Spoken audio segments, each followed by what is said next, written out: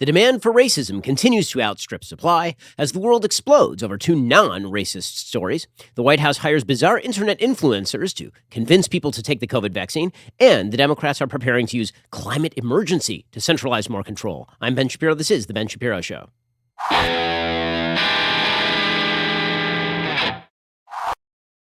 The Ben Shapiro Show is sponsored by ExpressVPN. For peace of mind, whenever you go online, visit expressvpn.com/Ben. We'll get to all the news in just one moment. First, here is your quick reminder: you're paying too much for your cell phone bill. How do I know? Because if you're not with Pure Talk USA, it is undoubtedly true that you are spending way too much money. I want you to switch to Pure Talk because Pure Talk could be saving your family over $800 a year rather than spending your money with Verizon or AT&T or T-Mobile. And here's the thing. You have the same great coverage because Pure Talk is on the exact same network as one of the big three, but at a fraction of the price. And switching is as easy as switching out your SIM card. You can keep your phone, keep your number, or get huge discounts on the latest iPhones and Androids. Plus, right now, you can get unlimited talk, text, and 6 gigs of data for just $30 a month. And if you go over on the data, they're not going to charge you for it. There's a reason Pure Talk is the highest-rated wireless company by Consumer Affairs and why they are the preferred wireless partner of AMAC. From your cell phone, dial pound 250, say Ben Shapiro. Save an additional 50% off your very first month. That is pound 250, say keyword Ben Shapiro to get started. There's no reason for you to be spending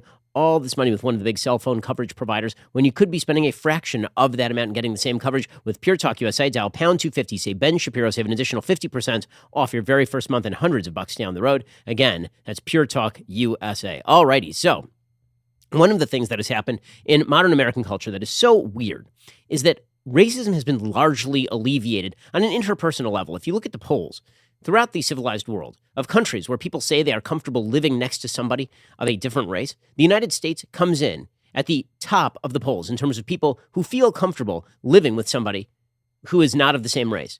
In terms of tolerance, for example, for racial intermarriage, that sort of tolerance in the United States is extremely widespread. And of course, the United States has Black Americans in positions of power in virtually every major industry, up to and including all of the institutions of political power.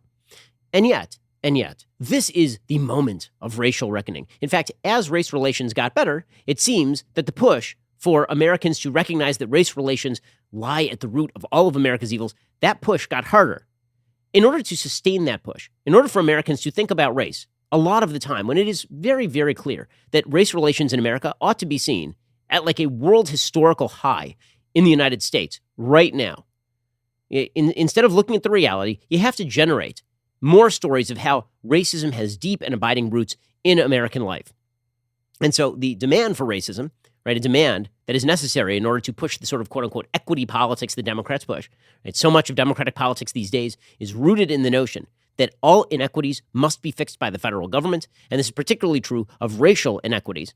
And racial inequities can be found wherever there's racial inequality. So if a black person underperforms a white person at anything, that is a result of the evil American systems. This is what all of the critical racial theory stuff is about. This is what all of white privilege is about. Right? The left pushes very hard here. But to sustain that is very difficult because most Americans, when they look around at their lives, they think, I'm not a racist. Nobody I know is a racist. I wouldn't hang out with a racist. I don't like doing business with racists. So where is all of the racism in American society? And so what the left has to do is they make two separate arguments. One is the systems and institutions themselves are racist, which is extremely difficult. That's a difficult argument to make when, again, racism in practice has been federally illegal since 1965. Okay, so that makes it a very difficult argument. And the other thing that they do is they find these sort of outlying stories, and then they try to turn them into examples of deep and abiding American racism. And very often, these stories just do not wash.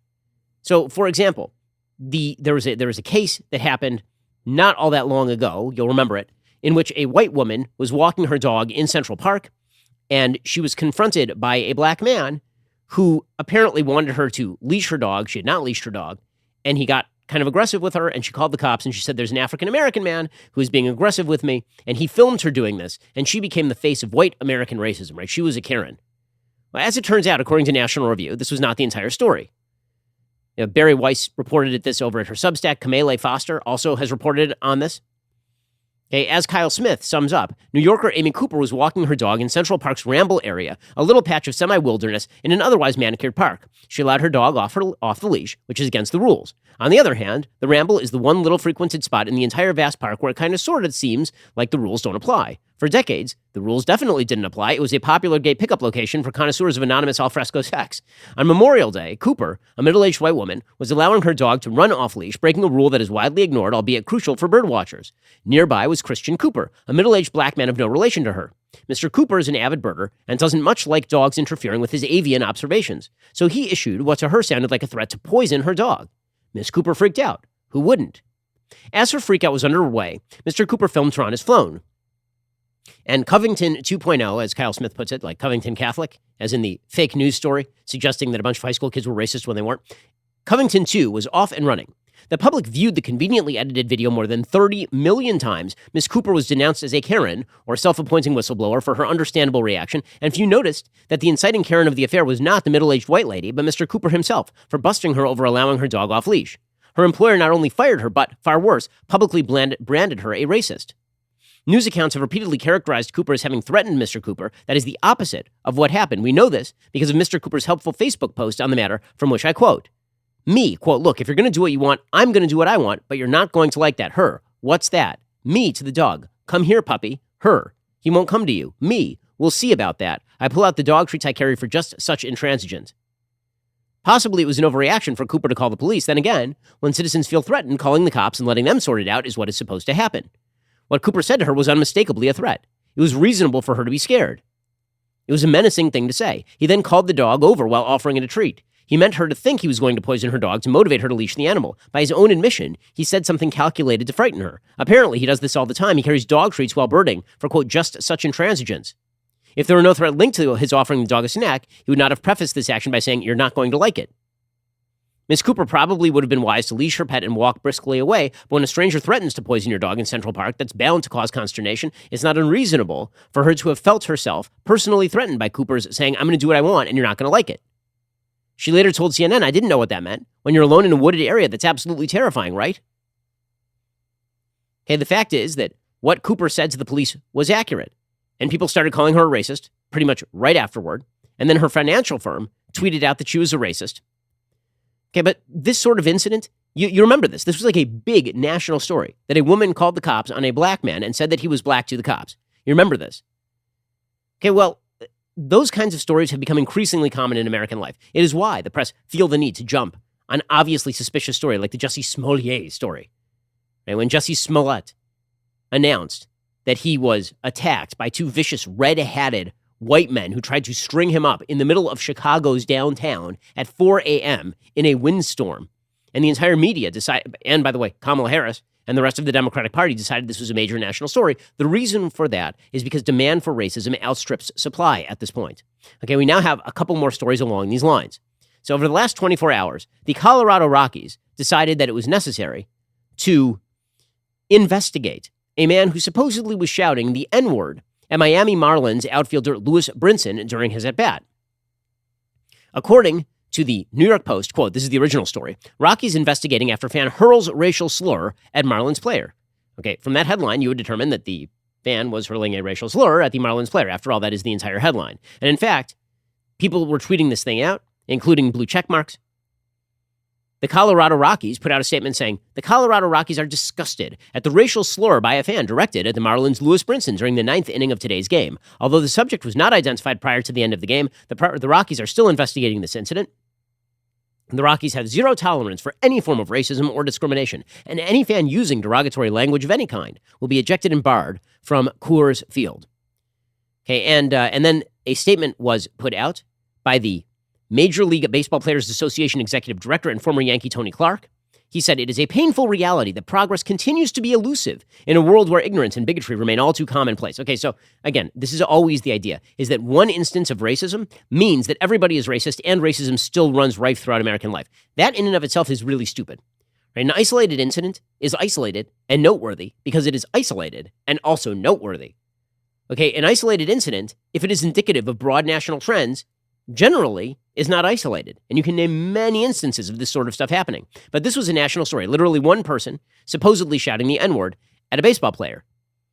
You had the Major League Baseball Players Association commenting on this. You had Major League Baseball itself commenting on this. You had the Colorado Rockies commenting on all this. Okay, then the Rockies started to do an investigation. And what they found is that the man was not, in fact, shouting the N-word. In fact, here is the video of the man not shouting the N-word. He is not shouting the N-word here. He is shouting at the Colorado Rockies mascot, whose name is Dinger. Okay, he's shouting at the mascot. Here's what the tape sounded like. 3 yesterday. Here's the 1-0. And again, it's 2-0. And this is not to pick on. Okay, he's not shouting the N-word. He's shouting Dinger. Dinger, that's the name of the team's mascot. A Denver news reporter, this is the New York Post the next day, right, walking it back. A Denver news reporter who spoke to the Rockies organization said the team interviewed the fan about the incident. The Rockies tell me last night's incident was a fan shouting to get the attention of the Rockies mascot Dinger, not a racial slur. The Rockies have spoken to the fan who confirms this is the case. They've also reviewed the video from the local broadcast. So a lot of people, again, in the blue checkmark world had decided this was indicative of Major League Baseball fans more generally, or America more generally. But as it turns out, that wasn't the story at all. And now the Colorado Rockies had to put out an update on this, in which they admitted that the fan was indeed yelling for Rockies mascot Dinger in hopes of getting his attention for a photo, and there was never any racial slur that occurred. The Rockies remain dedicated to providing an inclusive environment for all fans, players, and guests at Coors Field, and any fan using derogatory language of any kind will be ejected from Coors Field. Okay, well, thank you for that meaningless notification, considering that nobody said anything racist. Okay, this was a massive national story. It was a major national story. That a guy was supposedly yelling the N-word at a black baseball player when he was, in fact, not. And that was not the only story that is like this. CNN reports today, quote, a rock that students call a symbol of racism has been removed from University of Wisconsin. Okay, now you may notice that there's a little bit of hedging in that particular title, right? A rock that students call a symbol of racism. So is the rock a symbol of racism? Or is the rock not a symbol of racism? Well, as it turns out, the rock is absolutely not a symbol of racism. In fact, there's pretty much no evidence that the rock was ever a symbol of racism. According to CNN itself, the University of Wisconsin removed a 42-ton boulder from its Madison campus on Friday after complaints from students of color who called the rock a symbol of racism. Chamberlain Rock, which had sat on Observatory Point since 1925, was named after Thomas Chamberlain, a geologist and former university president who served from 1887 to 1892. So, what's racist about that? Was Thomas Chamberlain a vicious slave-holding racist or something? Nope. There was one article from the Wisconsin State Journal in 1925 that used the N-word as part of a nickname for the giant boulder. That's the whole thing.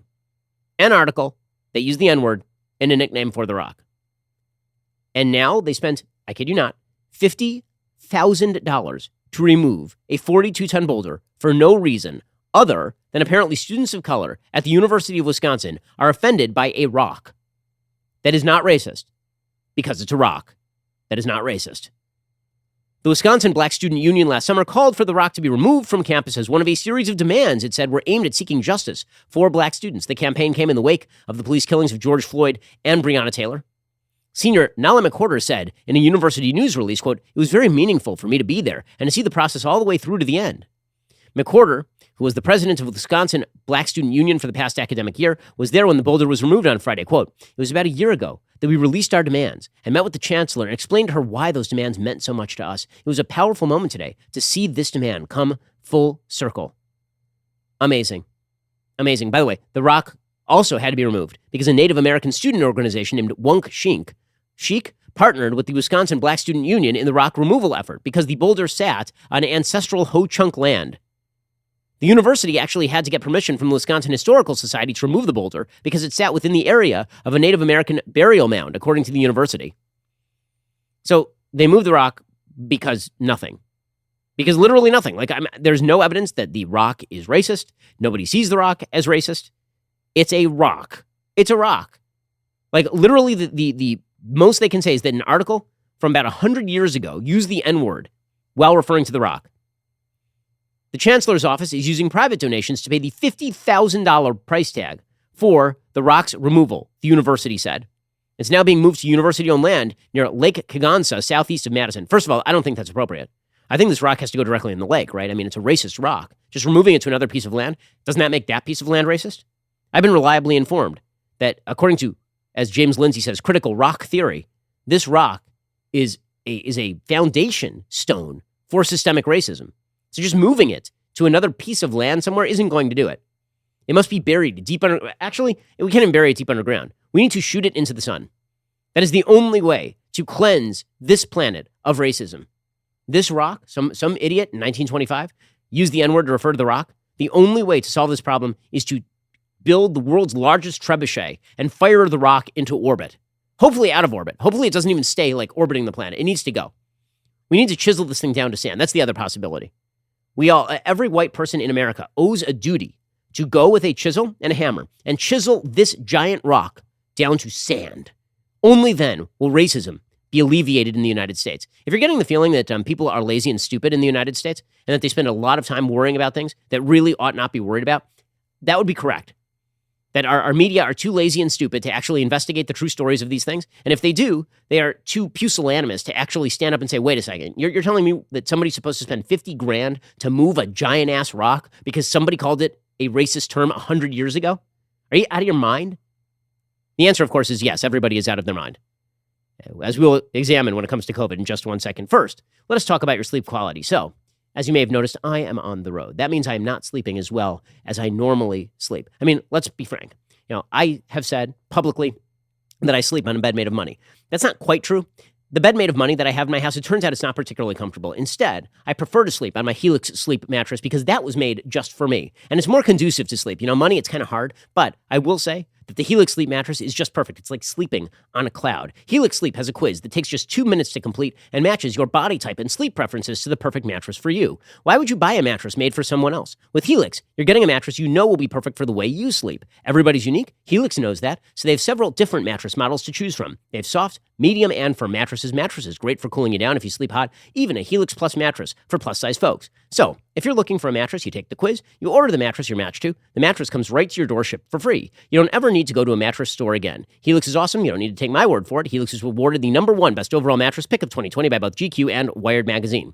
Head on over to helixsleep.com/Ben. Take their 2-minute sleep quiz. They will match you to a customized mattress that'll give you the best sleep of your life. They've got a 10-year warranty. You get to try it out for 100 nights, risk-free. They'll even pick it up for you if you don't love it, but you will. So go check them out right now. Helix is offering up to $200 off all mattress orders and 2 free pillows for our listeners. That is a great offer at helixsleep.com/Ben. Again, helixsleep.com/Ben for a great deal on a great mattress and the 2 free pillows and the $200 off. I mean, what more could you ask for?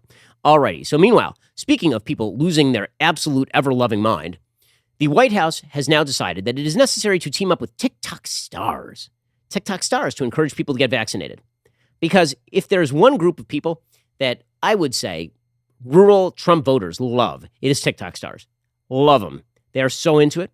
Now, the White House is spending real money on this. According to the New York Times just a couple of days ago, Ellie Zeiler, 17, a TikTok creator with over 10 million followers, received an email in June from Village Marketing, an influencer marketing agency. It said it was reaching out on behalf of another party, the White House. Would Miss Zeiler, a high school senior who usually posts short fashion and lifestyle videos, be willing, the agency wondered, to participate in a White House-backed campaign encouraging her audience to get vaccinated against the coronavirus? Ms. Zeiler quickly agreed, joining a broad personality-driven campaign to confront an increasingly urgent challenge in the fight against the pandemic, vaccinating the youthful masses who have the lowest inoculation rates of any eligible age group in the United States. The White House has enlisted an eclectic army of more than 50 Twitch streamers, YouTubers, TikTokers, and the 18-year-old pop star Olivia Rodrigo, all of them with enormous online audiences. By the way, I would love to see a study to see how much it costs. Like for each vaccination, how much is this actually costing? That I think would be fascinating to see. Okay, here is, we now have the greatest example of vaccine messaging I have ever seen, courtesy of the White House. And it is just spectacular. I mean, it is unparalleled in its wonder. I don't know who this YouTube influencer is, this TikTok influencer. Frankly, I don't really want to know. I guess this is a person, I'm looking it up right now. It's a person named Benny Drama, which sounds just spectacular. According to the UK Daily Mail, Benito Skinner, a comedian whose TikTok handle is Benny Drama, he boasts over 845,000 followers, posted a video on Monday which featured a day in my life as a White House intern. The video was also posted to Instagram and Twitter as well. And here is a little bit of the video that your tax dollars get to pay for. Hi, my name is Cooper, and this is a day in my life as a White House intern. We did a joke. Hey everyone, vogue. This is actually the entrance to the West Wing. This is so fun, and it's really prestigious. Hey POTUS. Is Olivia Rodrigo still here? No. We've come a long way in our fight against this virus. We've vaccinated 160 million Americans. Are you getting this all down? Don't worry, Queen. It's all right here. And then what? What in the actual? What was that? What now? So yeah, when we're talking about the groups least likely to be vaccinated in America by poll statistics, it is people who identify as Republicans and Black and Hispanic Americans. I'm just wondering, is this Benny Drama character like super popular among either rural Trump voters and Tucker Carlson watchers, or Black Americans living in the inner city? Like who's the core audience for Benny Drama and her, sure? I don't want to assume anybody's gender here. I have no idea. I guess he identifies as he. So that's exciting, actually. Frankly, I'm excited because I knew that was a man. So now that I get to say that that's a man, that's exciting. That's the society we now live in. So I can say he without being banned on Twitter or Facebook. That's exciting. So he apparently donning his skirt and also long white nails and making ridiculous jokes with Jen Psaki. That's going to convince millions of people to get vaccinated as well. Also, you will notice that neither this person nor Jen Psaki are wearing masks. Yes, well, in close proximity with one another. Apparently, the video was filmed on July 12th, July 20th, rather. A White House official told Daily Mail before the mask requirements were reinstated. Just spectacular. This is great. Again, I'm so glad. I'm sorry, our country's so stupid. Like we're beyond the point of return. I think we may be done. I think it's time. Last person now, turn out the lights. Like don't run up the electricity bills because we're toast. Like, well, we got a real problem. What should convince you to get a vaccine is a pretty simple fact, which is that for virtually everybody in the United States, the chances of getting COVID and then dying from COVID are significantly higher than the chances of getting a serious adverse effect and dying from a vaccine. That's true for pretty much everyone as far as the data are concerned. That seems like that should be a better argument than here is a strange person from TikTok posing with Jen Psaki and making bizarre jokes about vaccines while wearing fake nails and wearing a skirt and doing things that no one understands. Yeah, but there's a point at which words simply fail.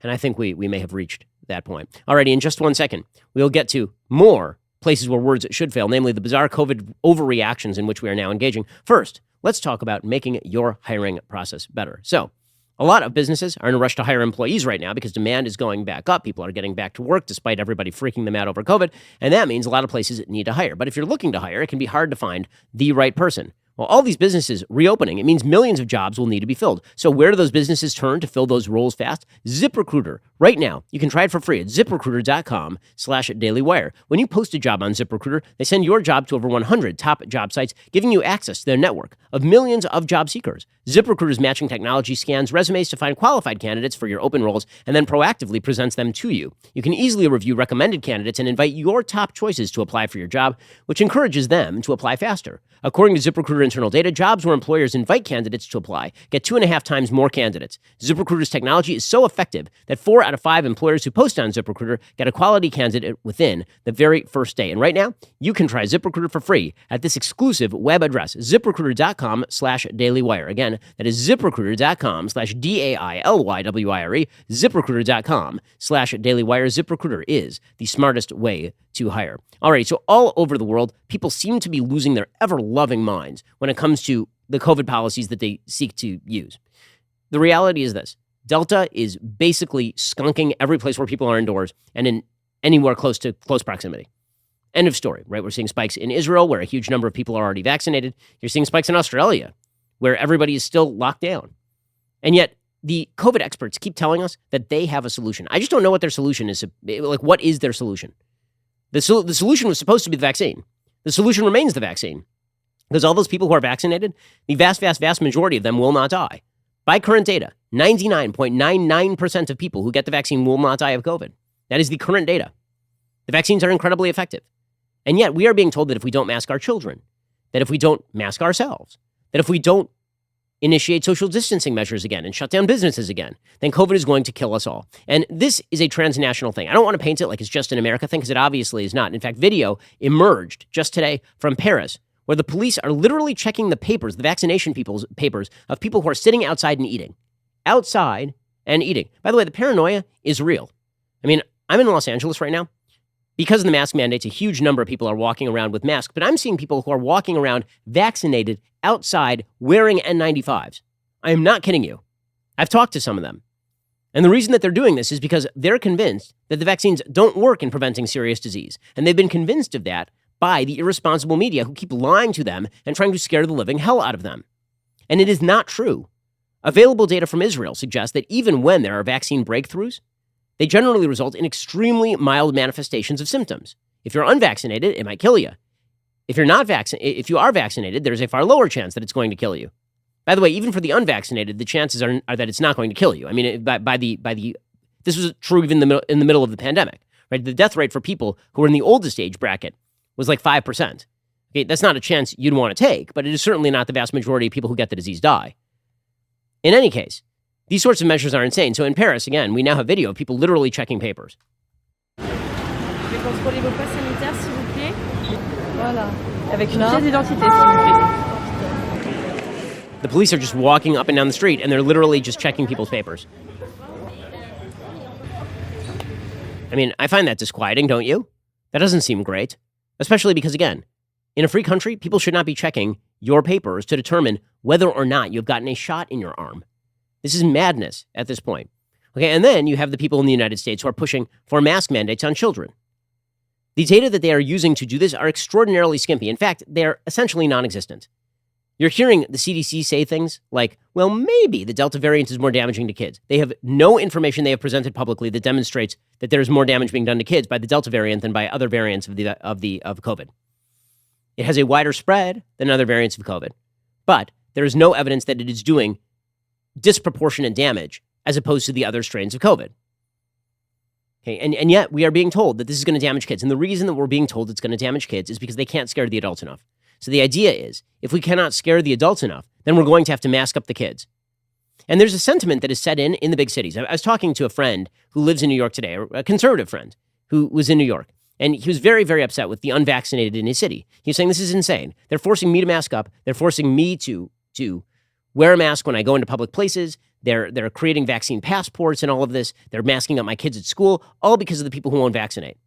And what I said to him is, no, it's them. The problem here is not the unvaccinated. Listen, I disagree with many of the people who are not vaccinating. I think that they are making a poor public health decision and a poor decision for themselves. But this is a free country, and you get to make those sorts of individual decisions because, again, it is a free country. The real problem in the big cities is that we have become accustomed to political actors turning one segment of the population against another segment of the population for purposes of control.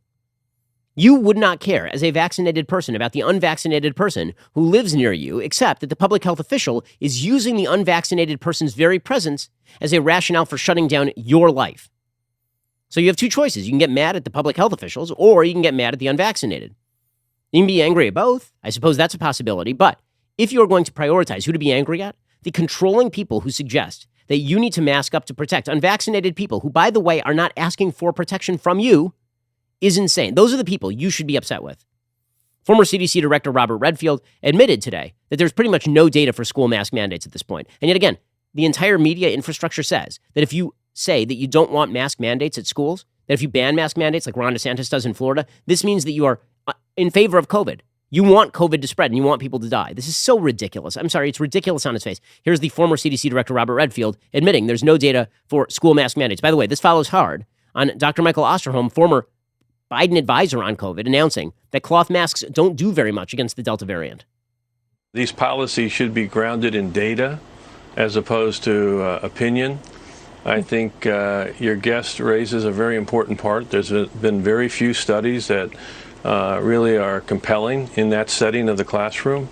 We did a number of studies when I was there just in fixed settings to recognize that if you aerosolize virus through a mask and then the recipient had a mask, and these were all dummies in rooms that were ventilated to a different degree, you could have an impact on the amount of virus that went from one to another. But that's not to say in a real life scenario that that's efficacious in the classroom. That is correct. What Redfield is saying is correct. The only studies that suggest that masks are effective, really, for the general public, are studies that have not taken place in the general public. Right? They are studies that have to do with you fire virus at a mask, and the mask is on a dummy. Right? That is not quite the same thing as how you and your friends operate the masks, which is you take them off, you put them back on, you breathe all over them, you take them off, you put them in your pocket, you put them back on. Right? Like that is not the same thing. Okay, but even put that aside, the evidence suggests that children in school are not at significant risk of dying from COVID or even getting seriously ill from COVID on an odds level. Now, again, when you're talking odds, somebody wins the lottery every year, right? That does not mean that the odds are in your favor if you buy a lottery ticket. Well, somebody will probably die of COVID in the younger age group. That does not mean that the odds are in favor of many, many people dying of COVID as a share. This is why stats matter. But again, this is all a propagandistic effort to scare the living hell out of people and take control. This is why you've got the CNN medical analyst Leanna Wen, who is having the time of her life, man. No one had heard of this lady before COVID, and now she's on CNN every day saying it's very upsetting that GOP governors are not allowing families to protect their children. That is a lie. It is a lie. You are allowed to send your kid to school in Florida wearing a mask. You are. The schools are just not allowed to mandate that everybody else wear a mask. That's not the same thing. If you want to give kids the ability to choose whether or not to wear a KN95 at school, fine, I'm all for it. But I don't think that you should be able to force any of the other kids to mask up. Okay, but here's Leanna Wen saying that it's upsetting. That she knows how to, again, the implication here is that our experts know how to shut down the virus. So then why aren't you doing it? I also noticed, by the way, that the number one case leader in states in the United States is not Florida, it is Louisiana. But you don't seem to give two damns about Louisiana. There are two reasons why they don't want to mention Louisiana. One is because the governor of Louisiana is John Bel Edwards, who's a Democrat. And the other is because in Louisiana, the white population is a little bit more vaccinated than the black population, and Louisiana happens to be an extremely heavily minority state. So they don't want to mention that because, again, that's rather uncomfortable. You're only supposed to talk about anti-vaxxing if the anti-vaxxing is among white people. You're not supposed to talk about anti-vaxxing if you are talking about people who are of minority descent. The racial composition of Louisiana is about 33% black, by the way, 33% black. Okay, in any case, here's CNN medical analyst Leanna Wen trying to blame GOP governors for all of this. I find it, and I think a lot of us in public health are so frustrated that at this point we now have the tools, but there are governors, leaders in these parts of the country that are saying we don't want to use the tools at our disposal. In fact, we're not even going to allow families to use these tools at their disposal to protect their children. And that's extremely upsetting, especially because we know how dangerous this Delta variant is. Okay, again, this sort of panic stuff is really ridiculous. It's really ridiculous. By the way, the stats in Louisiana, for those who are wondering, is that only about 37% of Louisiana's population has been fully vaccinated at this point, compared to well over 50% at this point of the eligible, certainly of the eligible population, way over 50% in Florida, including 90% of seniors in Florida have already been vaccinated. None of this is about reason. And you can tell it's not about reason because you can see the policies that are now being presented. Okay, so Reason Magazine has a fascinating piece by Robbie Soave talking about Washington, D.C. He says this, quote, last week, Washington, D.C. Mayor Muriel Bowser reinstated a citywide mask mandate for all indoor spaces, even though the city's recent uptick in COVID-19 cases has not yet produced a rash of deaths or hospitalizations, and even though the vaccines are proving to be the most remarkably effective tool at preventing severe disease and death.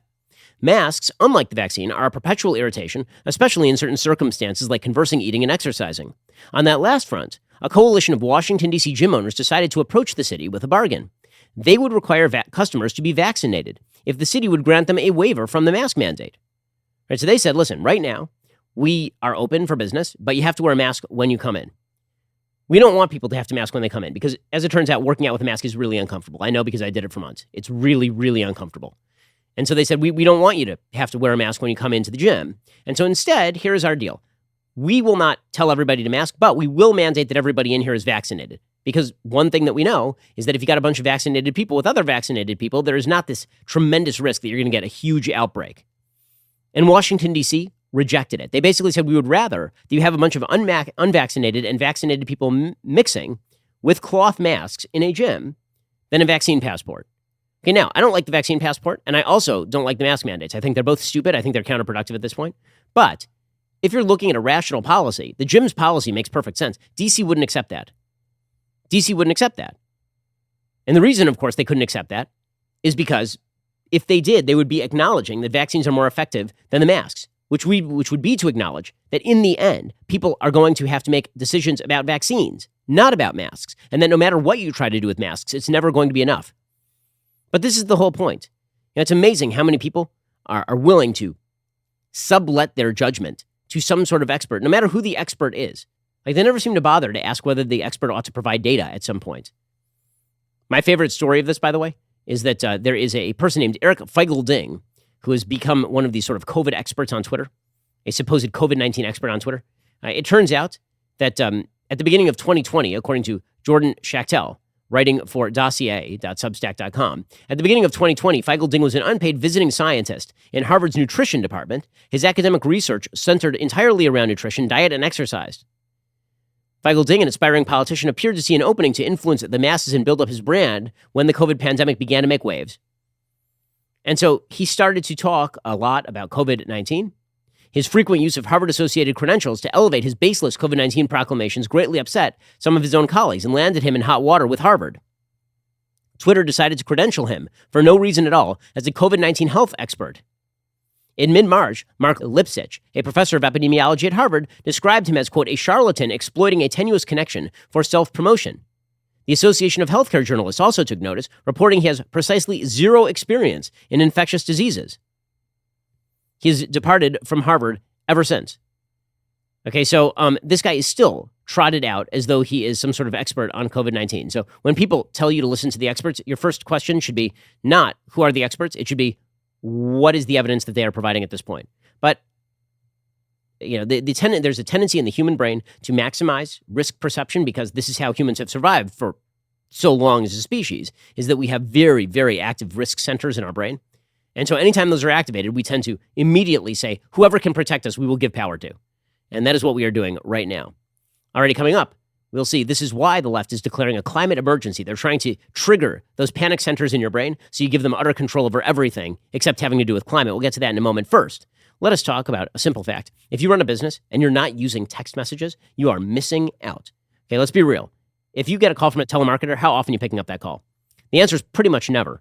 But if you get a text from somebody, you at least check the text and you read it. And if it's from a business you know, sometimes you reply. Well, Podium makes doing business as easy as sending a text, because when the texts get opened, business gets done. All your employees can text from a single inbox, offering a smoother experience for your customers. Answering questions? Send a text. Collecting reviews? Send a text. Scheduling an appointment or delivery? Send a text. Payment collection? You can just send a text. Car dealerships are selling more cars by offering text messaging. A dealer just sold a $50,000 truck in 4 text messages, for example. Retailers are increasing revenue by allowing customers to shop via text message. Even with stores open, many people still want to shop from home. A jeweler just sold a $5,000 ring with a few text messages and even coordinated curbside pickup with Podium. Today's customers expect on-demand everything, even from local businesses. Stay ahead of the competition with Podium. They've got free plans for growing businesses, plus all the power growing businesses need to scale. Get started free today at podium.com/Shapiro. That's podium.com/Shapiro. Alrighty, in just a moment, we'll get to the Democrats declaring a climate emergency.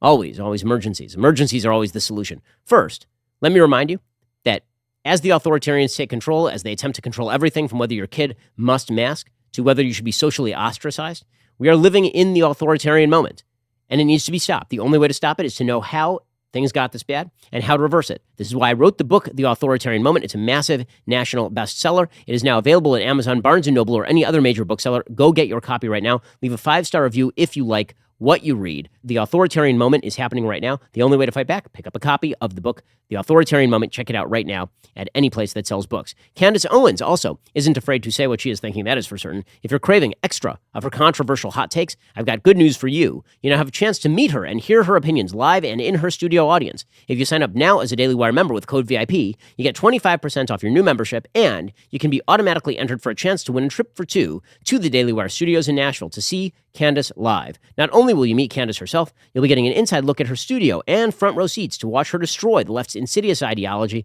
on her talk show, Candace. So, get a great new deal on a new Daily Wire membership at dailywire.com/subscribe with code VIP and 25% off, so you can be automatically entered to win a chance to win the VIP experience.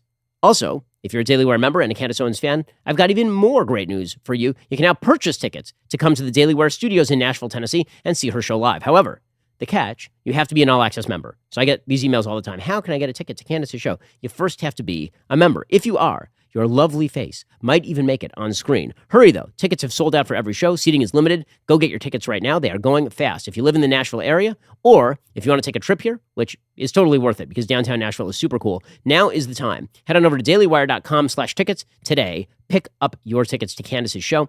You're listening to the largest, fastest growing conservative podcast and radio show in the nation.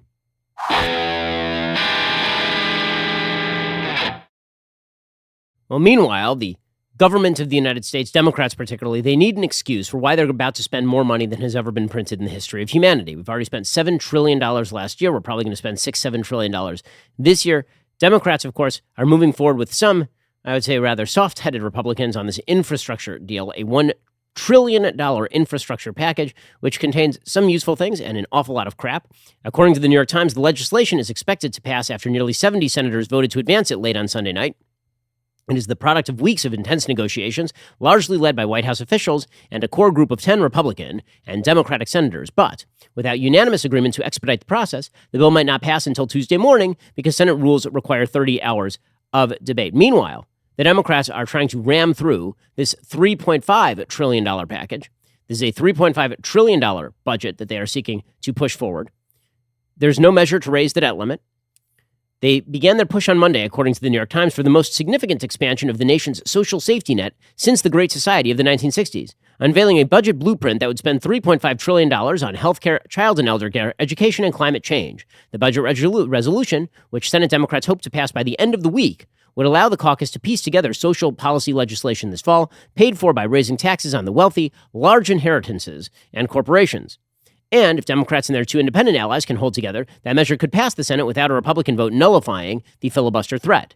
That measure would pass after a separate $1 trillion bipartisan infrastructure bill likely clears the Senate on Tuesday. Together, they would secure the remainder of President Biden's $4 trillion economic agenda, but the two-step effort will test Biden's ability to both work with Republicans and maneuver around them. Because here's the problem. At the same time that Biden is pushing forward this $1 trillion infrastructure package, he's pushing forward the $3.5 trillion budget package, it looks an awful lot as though stuff that didn't make it into the bipartisan bill makes it into the completely partisan bill.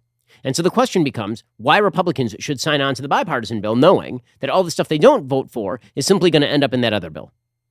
Okay, for their part, Democrats are over the moon about this thing. This bill spends an awful lot of money on a bunch of crap, a huge amount on global warming-oriented nonsense, subsidies for building electric car charging stations and such, and or subsidies to green boondoggle businesses a la Barack Obama. Chuck Schumer says this is deeply necessary because climate change is actually worse than COVID-19. Now, anybody who says this should be laughed out of the room. Seriously, this line that climate change is worse than COVID-19 has killed probably in excess of 4 million people worldwide.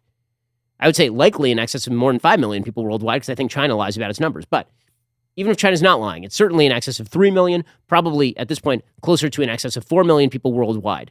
If the suggestion is that climate change is worse than that, I'm going to need some piece of evidence to show that that's the case, because that's just not true. But here's, again, the goal here for Democrats is claim a thing is an emergency, and then you never actually have to come to grips with why we should give you ultimate power. Just as right now, COVID is no longer an emergency. You know why? Because an emergency implies there's no solution. We know the solution to the COVID emergency. Get yourself vaccinated. If you don't, it's your problem. In the same way that people flying through their windshields during car accidents, that's not an emergency. You have a seatbelt. Either use it or don't use it. Okay, but Chuck Schumer has to declare that climate change is worse than COVID-19 so that the panic centers of our amygdala go off and suddenly we go, okay, fine, we'll give this doofus from New York all total control. Here's Chuck Schumer.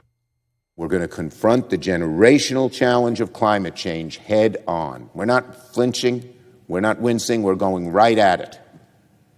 And as bad as COVID was this year, and it was horrible, 5 or 10 years from now, every year the climate change will make things worse and worse and worse, even worse than it was this year in COVID. Because when climate changes, it's such an overwhelming force that unless we do something now, we may not be able to stop it. Okay, that is not, it is not an overwhelming force. It isn't. Climate change is a gradual warming of the climate over the course of the next 100 years. In fact, this has been happening for several decades. And you know what's been happening? People have been adapting to it because people are excellent at adaptation. We suck at mitigation and we are great at adaptation. Mitigation is stopping the thing that leads to climate change. Adaptation is dealing with the climate change as it falls out. By the way, we have been lowering our climate emissions in the United States with more efficient forms of energy, like nuclear and natural gas, both of which are opposed by the Democratic Party. This bill, by the way, not only spends money on sort of random stuff, it also includes more affordable housing, investments in technology, and climate change research, as well as potentially lowering the Medicare eligibility age. Lowering the Medicare, that's what we need. We need more systemic debt. That's going to make things all better. But again, climate change, this is where they're putting all their focus, is in the climate change stuff. Right? Schumer doubled down on this. He says the budget bill is going to be chiefly about combating climate change. That's the big push, because that's the big emergency. The budget reconciliation bill will do more to combat climate change than any legislation ever in the history of the Senate. That is a promise.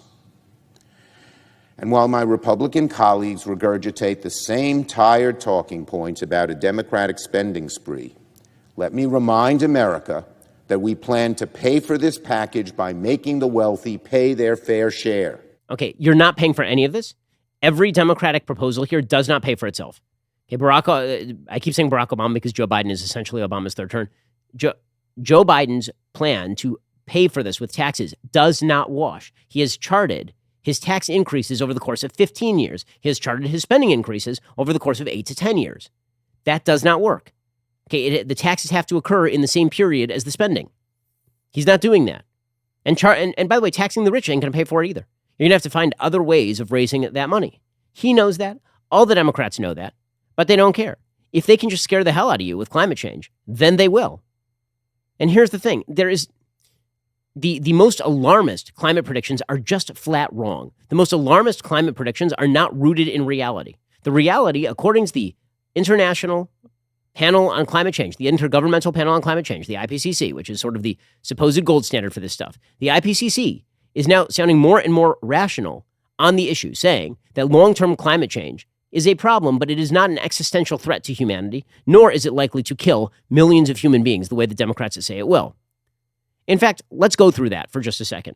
So, over the course of this week, the IPCC rolled out its brand new climate change report.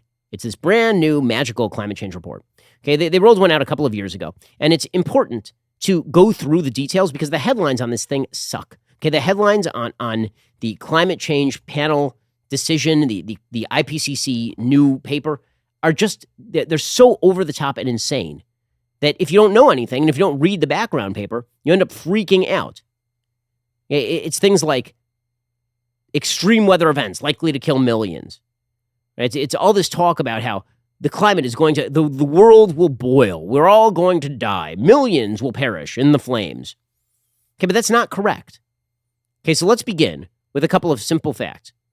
Okay, when it comes to natural disasters killing human beings, the simple fact is that the global annual death rate from natural disasters has been dropping precipitously from the 1960s on. Okay, this is a chart from Our World in Data, and it shows the annual death rates from natural disasters per 100,000. As of the 1920s, there were 22 deaths per 100,000 from drought. There are probably another 4 or 5 deaths per 100,000 from earthquake. You had a bunch of people dying from storms. You had a few people dying from extreme temperatures. And then you can see a precipitous drop from the 30s, 40s, 50s, 60s, 70s, 80s, 90s, all the way down to from around 28 people dying per 100,000 from natural disasters in the 1920s, all the way down to, in the 1990s, less than 2 people per 100,000 on the planet dying from natural disasters. As of the 2010s, we're still below 2. We're still in the 1 area, 1 out of 100,000 people. Okay, so we've reduced deaths from natural disasters by a factor of somewhere between 25 and 30 over the course of the last century. Okay, there are declining deaths from floods in Europe, for example. Same sort of thing, right? The number of people who are dying in floods it's just way, way lower than it ever has been. Okay, and yet the idea here is that we are going to boil the earth. Millions will die, not thousands, millions will die. It's going to be worse than COVID. I mean, Chuck Schumer says it's going to be worse than COVID. Okay, but that's just not true. In fact, even the IPCC has started to hedge its bets. So there are a few things you should know about these IPCC reports. One is that the IPCC reports include ranges of possibilities. One of the ranges of possibilities used in the current IPCC report is the least likely scenario ever. Okay, that is what they call the RCP 8.5 or the SSP 5 to 8.5. Okay, that would be the scenario in which we basically double our emissions over the course of the next couple of decades? Who thinks that global emissions are going to double over the course of the next couple of decades? Does anyone think that? That we're going to double our coal emissions here in the United States and globally? Does anybody actually think that? The answer, of course, is no. That's not going to happen. Okay, the IPCC presents that possibility as feasible for purposes of scaring the living hell out of you. We are not going to double our carbon emissions. That's very, very silly. In fact, even the IPCC recognizes that 8.5 scenarios have a quote-unquote low likelihood, but then they remain neutral with respect to which scenario they are assuming is going to take place. Okay, in fact, there's a guy named Roger Pilkey. He does good work on this. He's a professor in Colorado.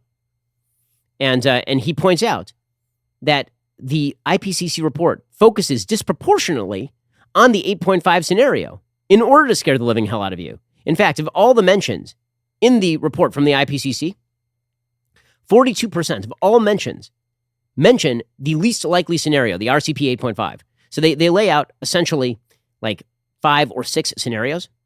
The most likely scenario, by their sort of math, is the scenario in which the climate changes between 2 and 4.5 degrees over the course of the next century. There are very few scenarios in which the climate changes on an average of 8.5 degrees Celsius over the next century. That's just not going to happen. Okay, which is really an absurd. So it's absurd that they even put that in the report, and then it's even more absurd that they spend so much time focusing in on the report. Okay, but even the IPCC recognizes the variability in their predictions.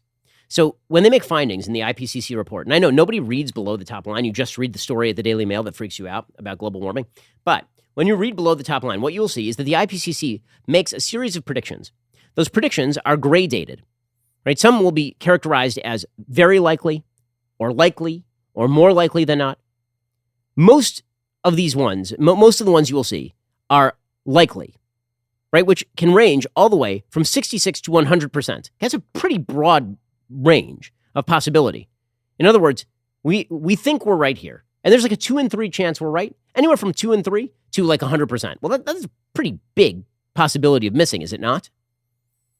Okay, that's the term you see a lot in these sorts of reports, is likely or medium confidence. The more extreme the prediction, the less confidence they have. And in fact, the IPCC report points out, for example, that the frequency and intensity of heavy precipitation, for example, have increased at a global scale. That's likely. Likely precipitation has increased at a global scale thanks to climate change. Meaning like 2 in 3 chance that that's happening. Then they also acknowledge, by the way, that heavy precipitation, meaning a lot of rain, does not mean more flooding, per se. Okay, also, they do note, for example, that when it comes to tropical cyclones, that they have no predictions. They say that we actually don't have any trends in tropical cyclones. Like we have no clue whether tropical cyclones are getting more common or not. I mean, there's a lot of uncertainty, in other words, about the amount of damage to be done here. And most of this stuff is baked into the cake. So when it comes to what we can do, the answer typically is we mitigate. Right? Huge swaths of very populous countries, including countries that exist in, for example, the Scandinavian countries, exist under the water level, under the water table. Okay, that means that they're living, they have locks and canals, right? This is true in the Netherlands, for example, and they're fine, right? Human beings are extremely good at adapting. But the goal here for the Democratic Party is to scare the hell out of you. So they hope you don't look at the report. They hope that you don't see that there's a wide variety of variables. They hope that you go to the most extreme possible scenario in your head. And so when you hear that the world is getting warmer, you think, oh man, wildfires, drought, everybody dying of starvation. Okay, by the way, many, many more people, like a multiple of people on planet Earth, die of cold than die of heat. So actually, a number of lives will actually be saved by this if you're more worried about people dying of cold than of heat, which is what you should be, statistically speaking. But again, it's all about the crisis mentality. If you push the crisis mentality, then you can get people to do what you want them to do. And it was a foregone conclusion, of course. They were going to move with climate change as their next big crisis. Alrighty, we'll be back here later today with an additional hour of The Ben Shapiro Show. Coming up soon is The Matt Walsh Show. It airs at 1:30 p.m. Eastern. Be sure to check it out over at dailywire.com. I'm Ben Shapiro. This is The Ben Shapiro Show. If you enjoyed this episode, don't forget to subscribe. And if you want to help spread the word, please give us a 5-star review and tell your friends to subscribe too. We're available on Apple Podcasts, Spotify, and wherever you listen to podcasts. Also, be sure to check out the other Daily Wire podcasts, including The Andrew Klavan Show, The Michael Knowles Show, and The Matt Walsh Show. Thanks for listening. The Ben Shapiro Show is produced by Elliot Feld. Executive producer Jeremy Boring. Our supervising producer is Mathis Glover. Production manager Pavel Wydowski. Associate producer Bradford Carrington. Post-producer Justin Barber. The show is edited by Adam Sayevitz. Audio is mixed by Mike Coromina. Hair and makeup is by Fabiola Cristina. Production assistant Jessica Kranz. The Ben Shapiro Show is a Daily Wire production. Copyright Daily Wire 2021. John Bickley here, Daily Wire editor-in-chief. Wake up every morning with our new show, Morning Wire. On today's episode, pressure ramps up on Governor Cuomo to resign, the ACLU is suing the Biden administration, and fake vaccination cards are on the rise. Join us and get the facts first on the news you need to know with our show, Morning Wire.